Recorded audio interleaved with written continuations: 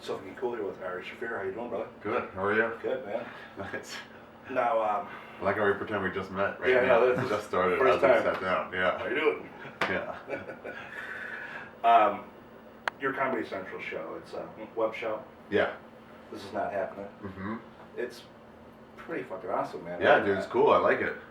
It's different. It's you guys are just telling stories, and it's a different take, and it's real. It's funny as hell. Yeah, we've been doing this show for like 3 years. Me and my friend Eric and Sam. We've been running it for like 3 years, and Comedy Central was like, we film something. We're like, all right. Yeah, it's great. They left it as is. They didn't bother anybody with like Yeah, that's what I like. standards and stuff. Just like whatever. They live it uncensored on the site, so it's Oh really? Yeah. Yeah. Yeah, it's great. It's just like what comics let them be. So they did. So it's fun. Nice. I appreciate it. Shot real cool too. And it's yours especially is the one something like I've never seen. The one that was you and it was Steve and Bobby and Natasha. Yeah, oh yeah, the four of us together. I've never seen nothing like that at all. You guys are Yeah. calling each other out like on stage, and there's no way of not telling the fucking truth. It would have gone on for another 10 minutes too, but we had one more comic to get to. There was one more story we had to do. Right. Okersons, and I was like, "Fuck, we can keep going on, but we can't keep going this long." Oh yeah, it was fantastic. Yeah, thanks.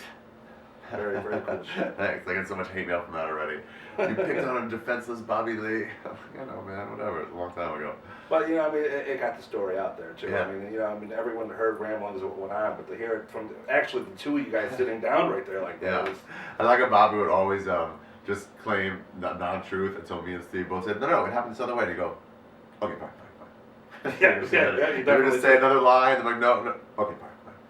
Yeah, he definitely called him right out. Yeah. It was cool shit. Yeah.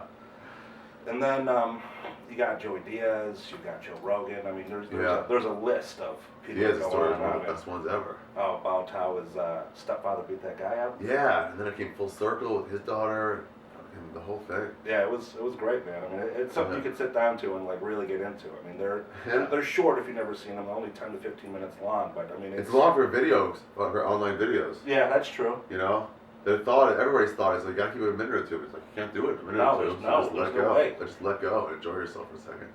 Now, is there ever capability of Comedy Central airing them late at night? I mean, like when they do the roast and shit, I know not to tape it until 1 o'clock because it's unedited. There's still, Oh yeah, yeah, maybe they're talking to them about it. We just gotta figure out a way to do it the right way. You know? Yeah, definitely. I mean, even if they take what you guys already shot and just say, okay, it's gonna be on later, and here it is. I mean, if you haven't had a chance to sit down and watch it, that's. Oh yeah, you should really watch it. They're pretty great. They're, Tom Segura one, T.J. Miller one was really good. Sean Patton. There's a bunch of really good ones. Now, a couple suckers too, but there's a lot of great ones.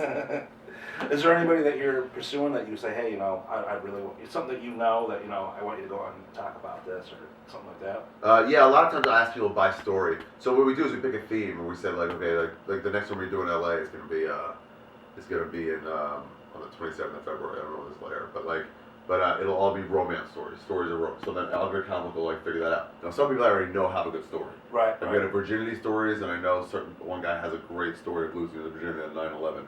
It's like, okay, yeah, like that's what I'd want. Yeah, definitely. You know? So sometimes I ask if they have anything, and sometimes they're like, nah, not really for that. I'm like, okay, I'll just ask them another time. Different topic. So yeah, like the one we had, Heartbreak, was the second one we ever did. I just asked Marin if he was free that day, because I figured he had plenty of stories. Right. You know? Definitely. Yeah, they've been great.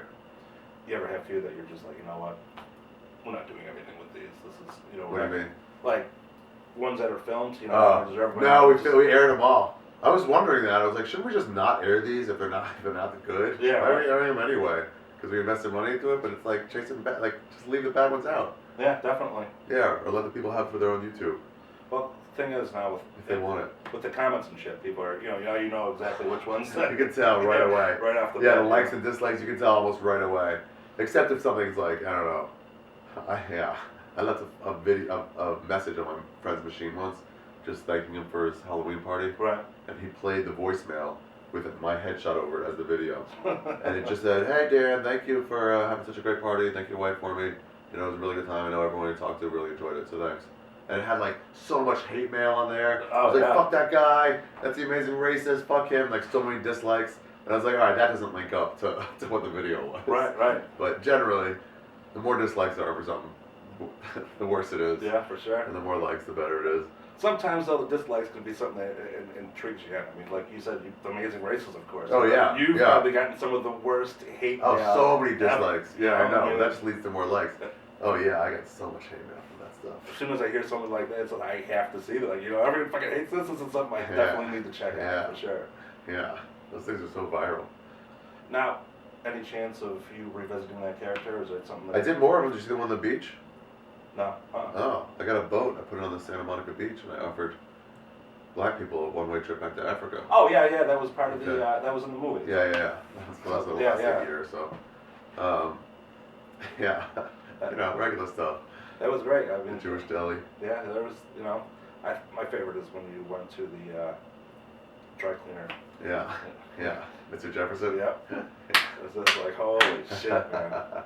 Funny fucking shit. Yeah. I was less nervous back then. You take more chances. Right.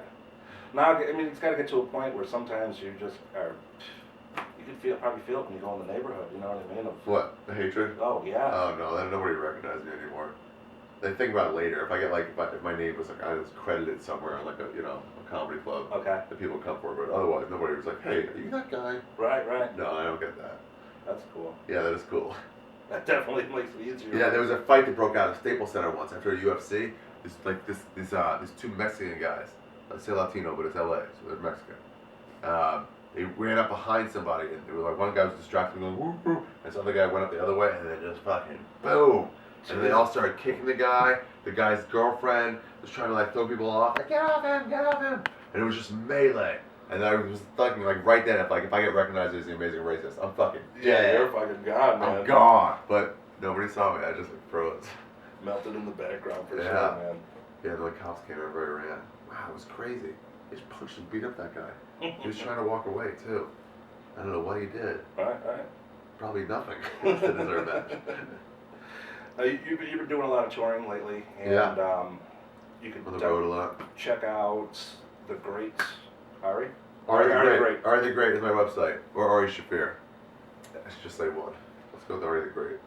Now, tell me what it's like being on the road as a comic. I mean, I interview a lot of bands, and it's definitely different from them because they're on a bus. There's multiple people. So they don't usually do shit, three nights in a row somewhere. Yeah.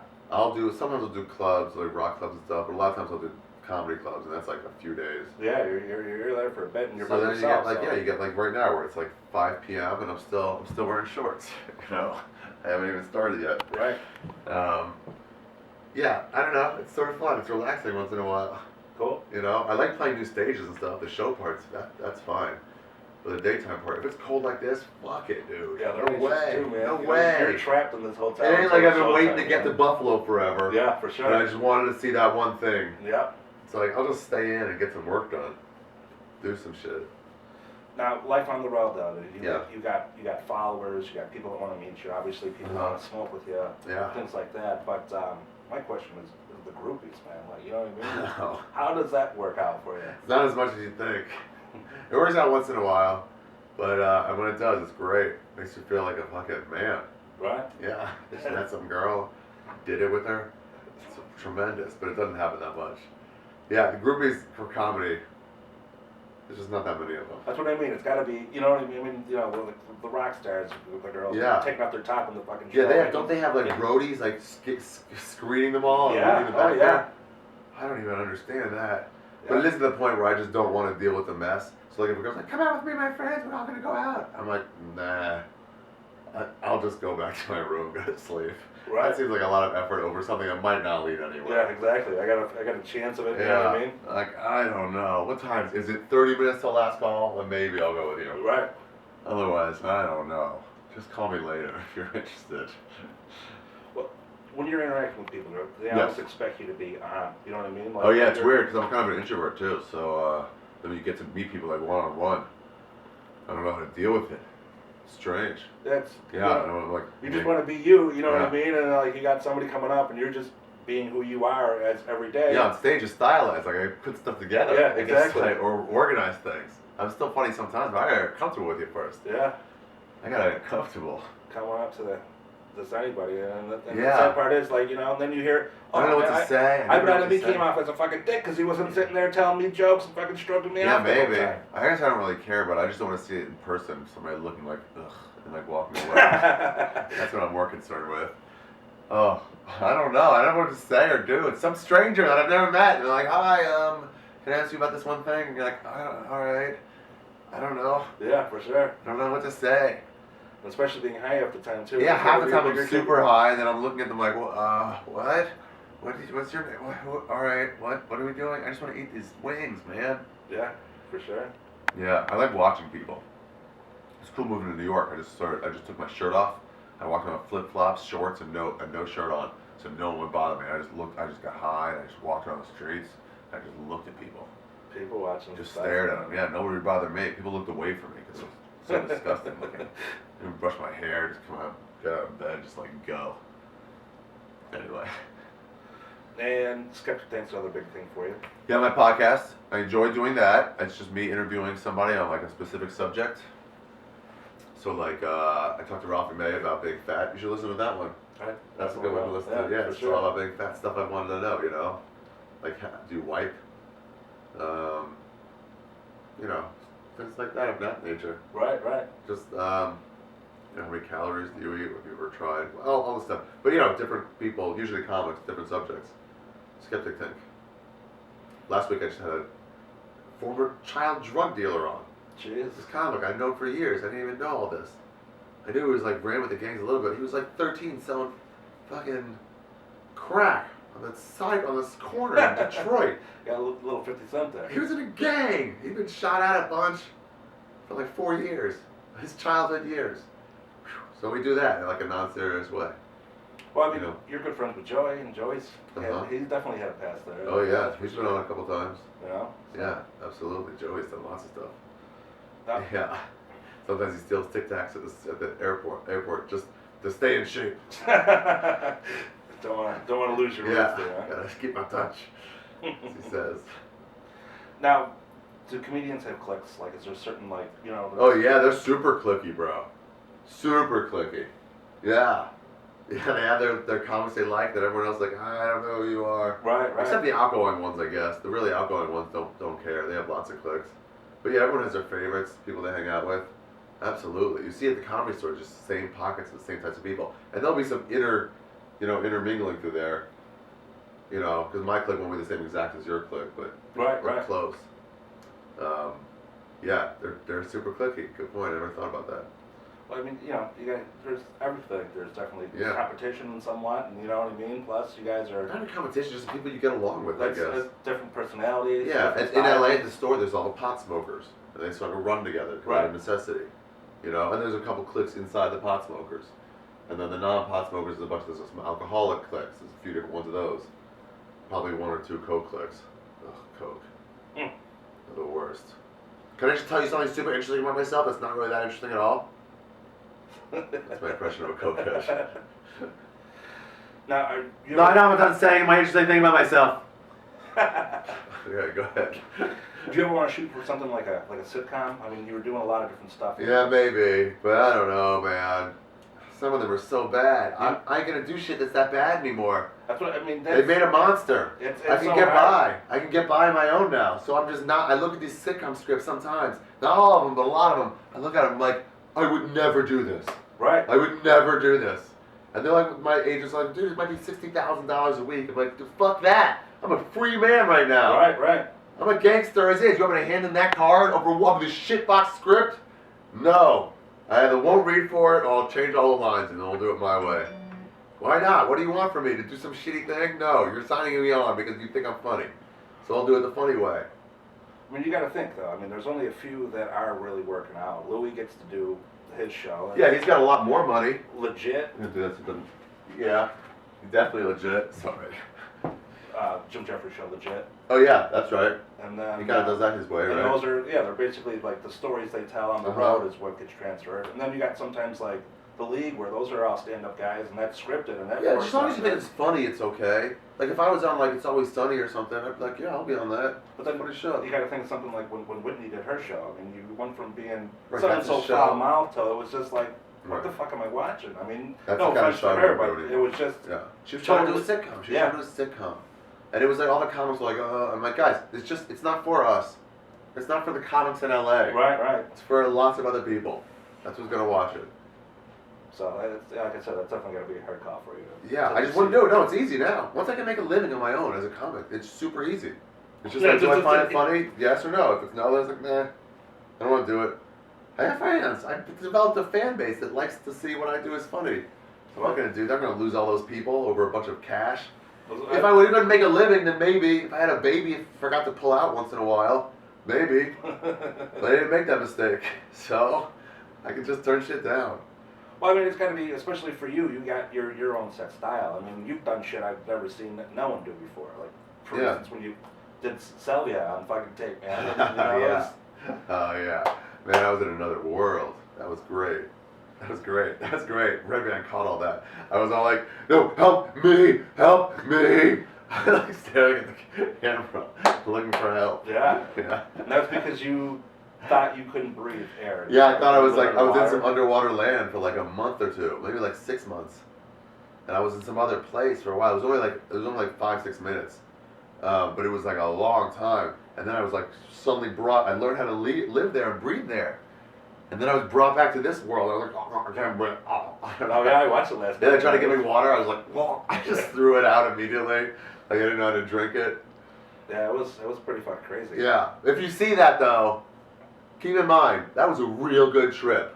Don't look at it. That was just the coming back part. The 6 months that I was in that other world, that was a great time. I had a girlfriend, I had a relationship. That's the last relationship I ever had. That was a wonderful time. So just don't look at the outside. That's just what it looks like. It's a great trip. Now, have you ever tried to smoke it again and try and get back to there? No. Here's what happened. I smoked it before, but this time I took a hit out of this bong, and I hit it, but it was like not quite enough, and I was like, boo, not a big enough hit. But I still took a big hit.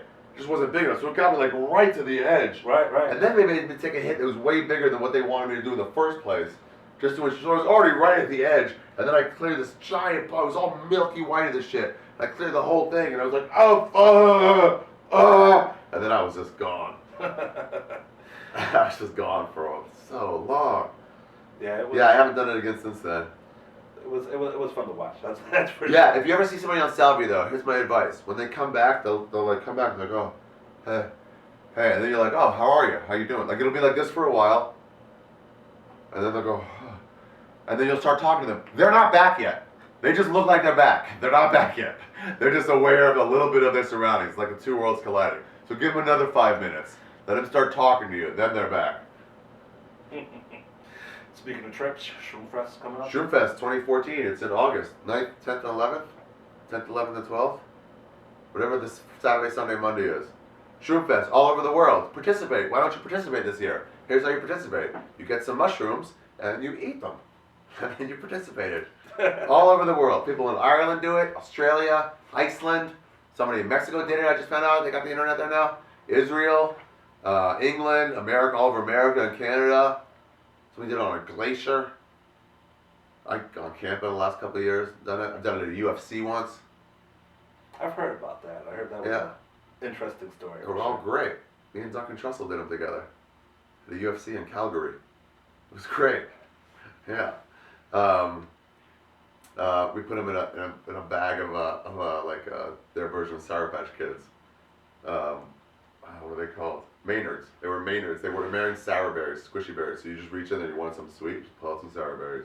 When you're ready for some more mushrooms, you just pull those out. Right, just like that. It's the whole fucking UFC. Goes, I'm having a great old time. Yeah, so wherever you are, August 9th, 10th, let me see when it is. I'll get it exactly.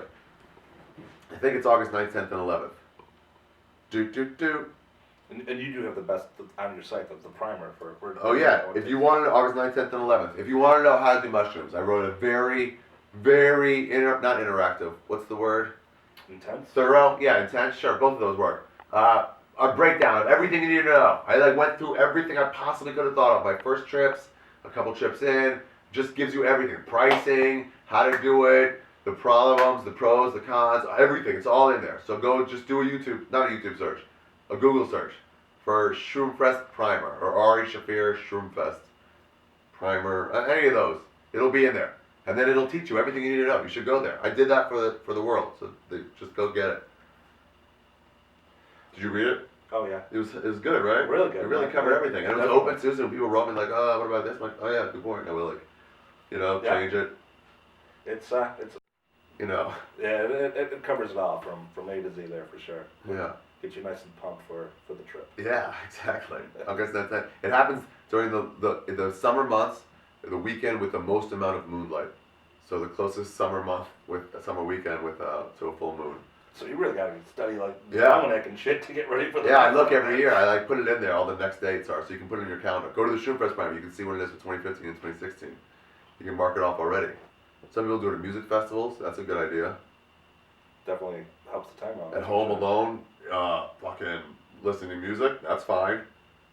There's really no way you can't go wrong. Everybody wants to wait because they're like, it's gotta be the most spiritual experience.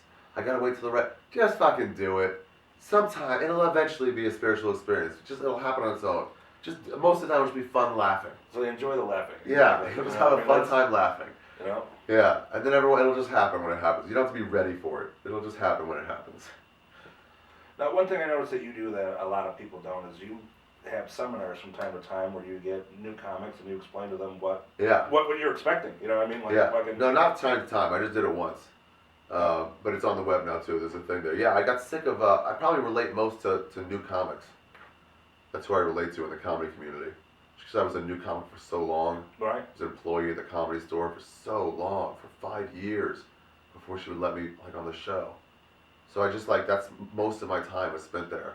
So I just see that nobody tells them anything. So I just sort of guys, all right, come on down. And I just had a month or two in advance, put up some notes. Said anyone who wants, come down, ask me some questions. I'll have some stuff prepared, and then whatever question, I'll just give you the real story. Right. I'm not going to be because I always got the story just wait when the right time is right. The agents and managers will come to you, and what does that mean? It was just people trying to justify their own jobs and what people's importance was, and it was just no one would tell me anything. So I just told everybody the truth. So it's online. So one of the open micers recorded it. Hormuz Rashidi. And he put it online, so it's up there if you want to hear it, if you're a new comic. There's tons of stuff in there. The taxes, how to do your taxes when you're a new comic. Regular shit too. Yeah, you can deduct shit. You can deduct movies if you're starting to be a comic. You don't have to make all your money in comedy to do that. Shit that you would want to know. No one tells you shit. Because once they move on, everyone's they just forget about it. It's like in the comedy store where there's some awful heckler. Every one of the comics, there's 15 comics in a night. Every one of them gets off, just oh, fucking. God, it's so annoying. But not one of them goes to the fucking door guy and says, hey, let's throw that guy out. Right. They stop thinking about it as soon as they get off. They stop thinking, I should report this so the next time I don't have to deal with it. So 15 comics in a row have to deal with this shitty person because no one thinks to go out of their way. The one drunk asshole. Yeah. More important just get him out of there. For sure. Before you ever a Kramer moment there. Yeah. Oh, you should have seen last night's show, the first show.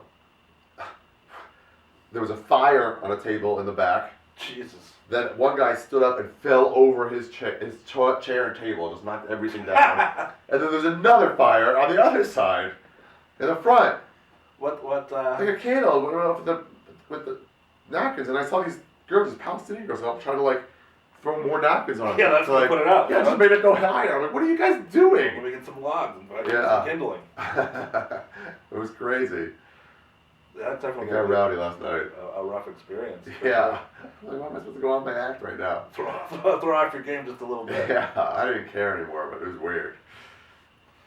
Now, one thing that you're well known for is the Carlos Mencia incident, where he stole your joke. And no, he stole lots of people's jokes. Obviously, but you were one of the few people that actually got it. You called into radio shows and shit when he was on just to say, hey. Yeah, I was at a radio station in San Diego. They were like, we don't have time, but if you want to call in, when Mencia's calling in, let's do that.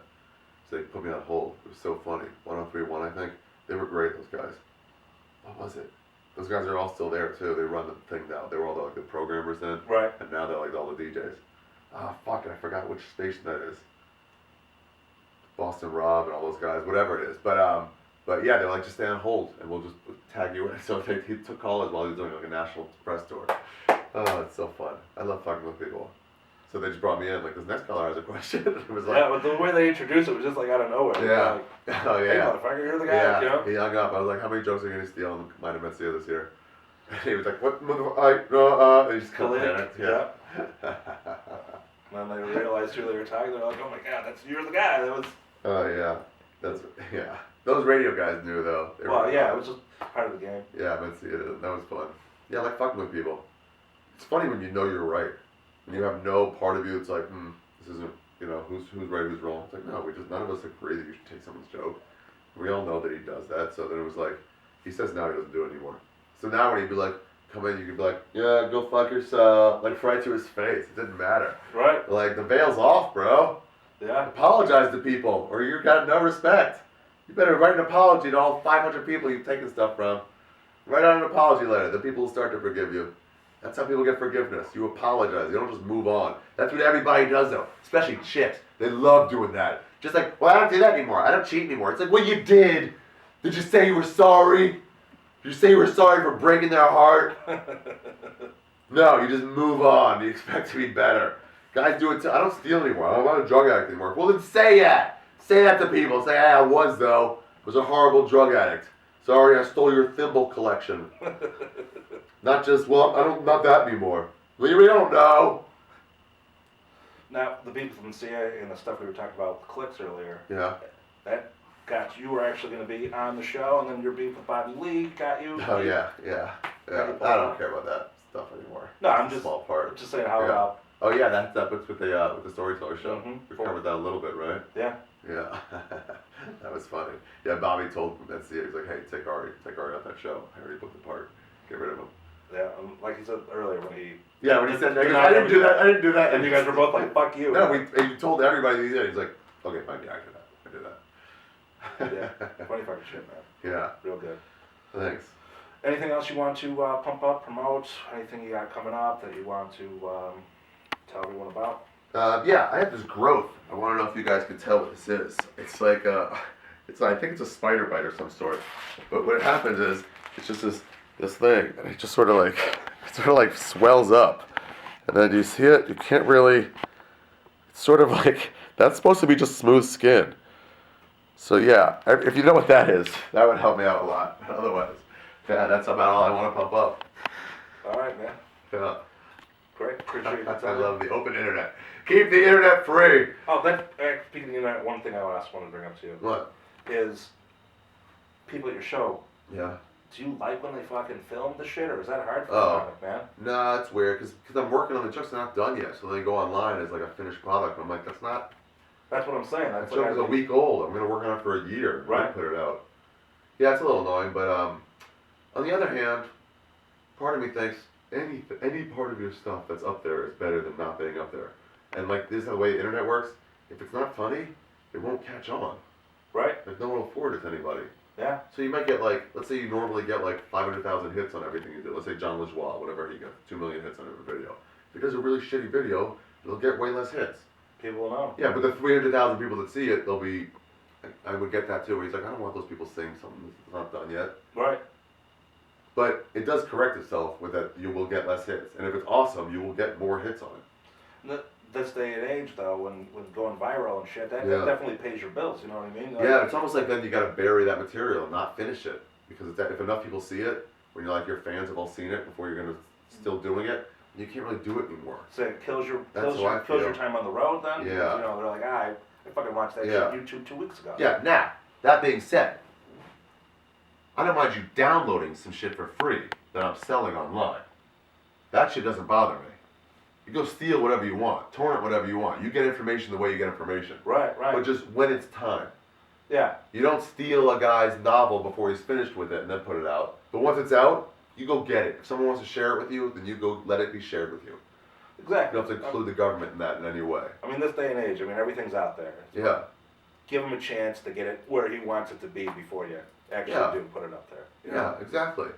It's like when somebody poses nude for Playboy, some movie star that you want to see naked. Right. You know, you'll be like, all right, I'll buy that, or I'll just take the images from online. Yeah, exactly. But you wait until they sign up for Playboy.